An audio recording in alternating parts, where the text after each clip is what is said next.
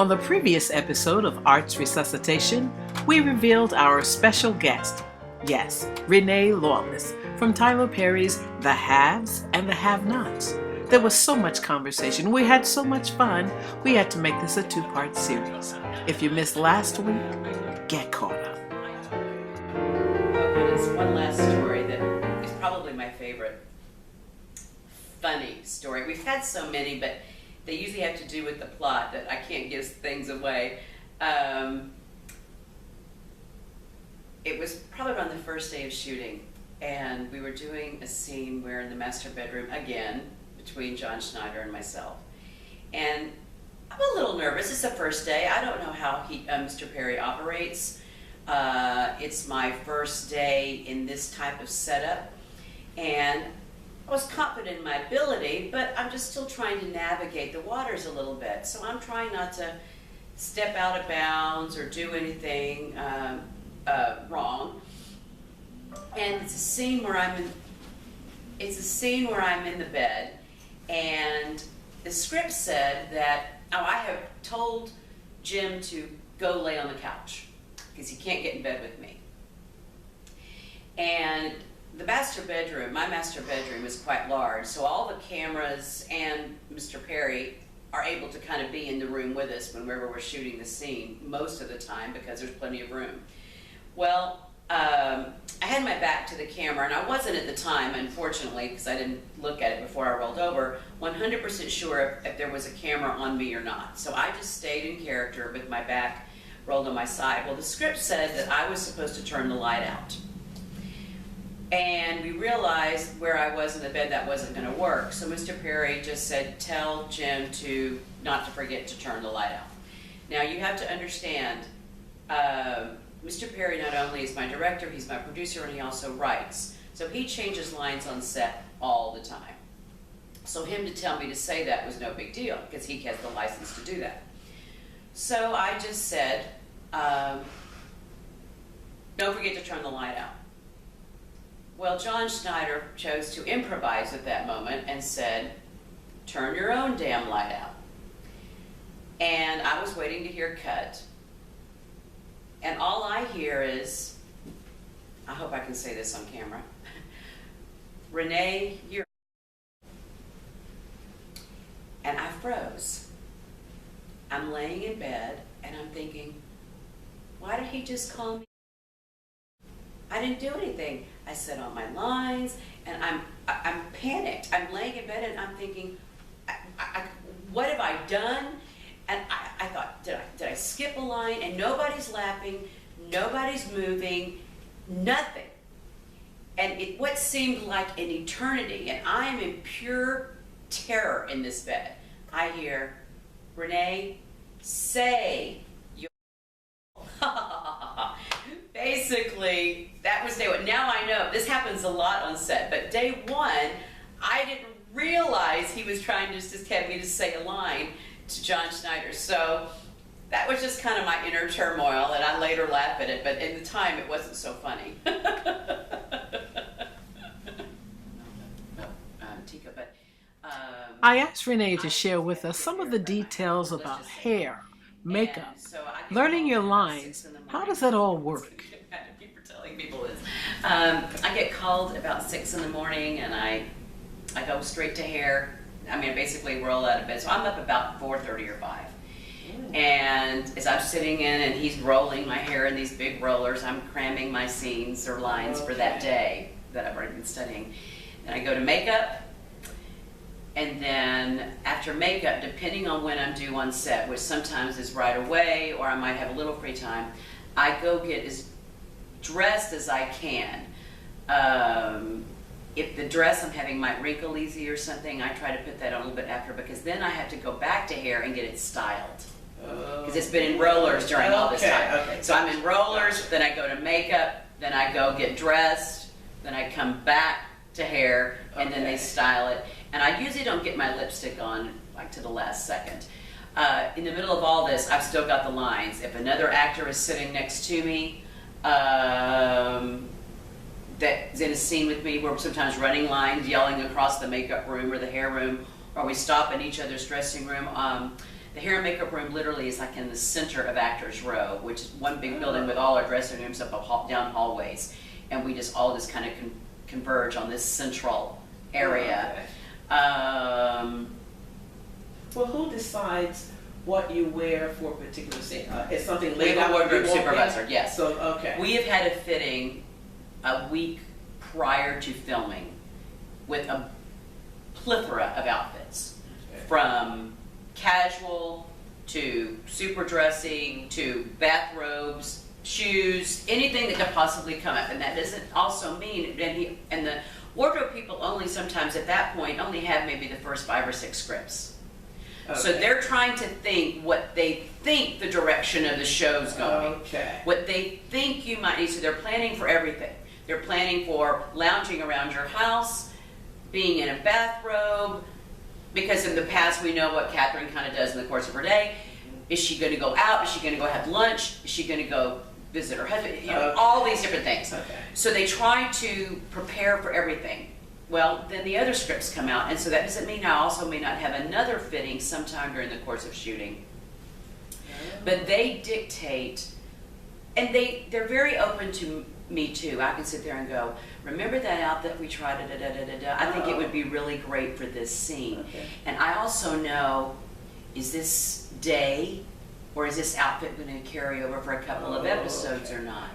Which, not to give anything away, but I learned at the end of what's coming up this season to think clearly a little bit more about what my final outfit's going to be, because you don't know how long you're going to be wearing it the next season. And that's happened in a couple of seasons. I need to really rethink that final. I'm going to start being more careful about what I put on for the finale, you know.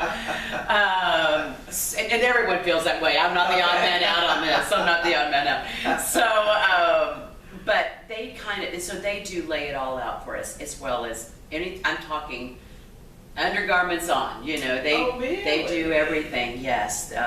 So you wear Renee's undergarments to set, and then you have to change to Katheryn's?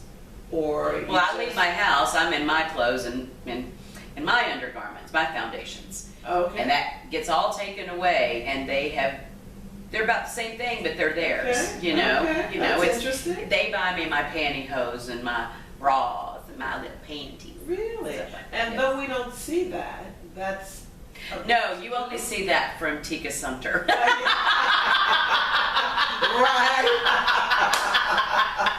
You see her broad panties. For whatever reason, they don't want to show Katheryn in her broad panties. I don't know why that is. I don't understand why everybody's kissing on everybody. Katheryn never kisses on nobody, you know? I'm sure if I looked as beautiful and stunning as her and Angela Robinson, and you are as well. I would just probably, you know, I would proudly walk around in my broad edges on, you know, I don't think they want to see my Spanx, you know. Do the shoot times vary? Do you shoot very early, late, different times? What's a typical day for the shoot? I'm going to give you a typical day. That call time in the morning may change within a few hours. Because, for instance, if I have a night shoot that might be outside and the day's going to be longer, then my call time might be, instead of being 6 a.m. in the morning, might be 8 o'clock. Most of the time I have an early call. There are a particular day for whatever, but I don't know if a lot of people realize we shoot an episode a day. So we're shooting an equivalent of 55 pages or more a day. I could be doing 20 pages. So that one day, and now we're the way we've been shooting the past 2 years, we're actually doing multi-episodes, not the complete episodes, but if I have, a bunch of scenes maybe in the same dress or something in the same room over a course of 3 episodes, and we'll shoot them all together. Okay. So I just have to keep track which episode, what's happened before, what's happened after.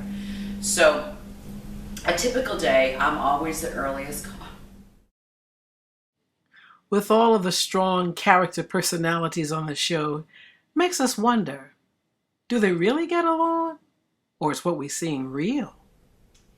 As far as the show, I want to say, it seems like we're all at each other's throats. We are one very big happy family. Oh, that's great to hear. And if I can say one thing, Angela Robinson is nothing like Veronica Harrington. I just have to put that out there. Yes, please say that. I have to put Right now that we're out hating there. her. And you know, she's a person you love to hate. With the same thing with Tika Sumpter. Oh, yes, yes. Tika Sumpter is nothing like Candace. I mean, especially, but I always tell this to Veronica because Veronica's getting picked on. I mean, Angela's getting picked on so brutally right now. I bet she. But she loves it. And the same thing is, you know, people have said up to me, "You're so nice," and I'm thinking, "No, I'm not, Katheryn."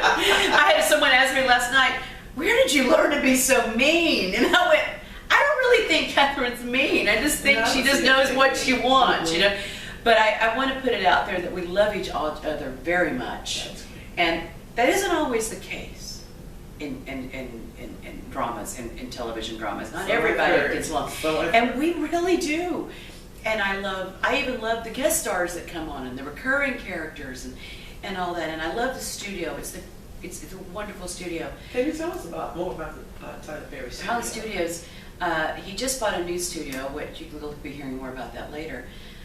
But the people there, their studio is one family too. It's like a family. The studio atmosphere is very family. I'm not saying that they're all related. I'm just saying they just have that family atmosphere. And you know, they still walk me and go, "Hi, Miss Renee. Hi, Miss Lynn." I feel, you just call me Renee. Hi, Miss Renee. Okay, just call me. And but when I say from the janitor to the little housekeeper who comes in and picks up my garbage can in the middle of the day, "How are you doing? Do you want me to do?" It's just, I've never had a job where every single person I work around, and it has nothing to do with the fact that I'm a star of a TV show. They treat their fellow employees this way. So they're not treating me this because, I mean, I'm one of many actors, one of many. And it's such a loving environment, and I'm so grateful and thank my Lord and Savior Jesus Christ so much for this incredible blessing that I do not take for granted. And I sometimes worry, what if this all goes away tomorrow? You know, and I know He's going to take care of me. And you know, I believe in Philippians 4:13, I can do all things through Christ who strengthens me. And even in the hard times, I think I told you my mother's ailing, and the studio and my coworkers have been very supportive in that, and you know, I don't know how much longer I have with her, and but at least she's gotten to see a dream of her daughter's realized, and that's been lovely. I have to ask one more question, Yes. and that's, since you're on the OWN network, have you had, and I'm sure you have, what's it like to meet Oprah, to be around her? Wow. What have you found her, what type of person have you found her to be? You know, the first time I met her, the woman who is never short of words was completely speechless. I felt like a total moron. I just would have goes, "Hi, I'm Renee, I'm the Katheryn." And I just kept staring at her, and she's looking at me, and I'm looking at her, and she's looking at me, and that was where she just hugged me, and I went, "Hi," and I was like, "Oh," just bobbed in front of Oprah, you know. And now I've met her several times, and she's lovely. She's, you know, the first time you meet her, larger than life. Second time you meet, I'm not talking physically, I'm just talking about the present. And the second time you meet her, I've seen her now 5 or 6 times, and every time it's like, "I know Oprah." How many people can say Oprah knows me by my name?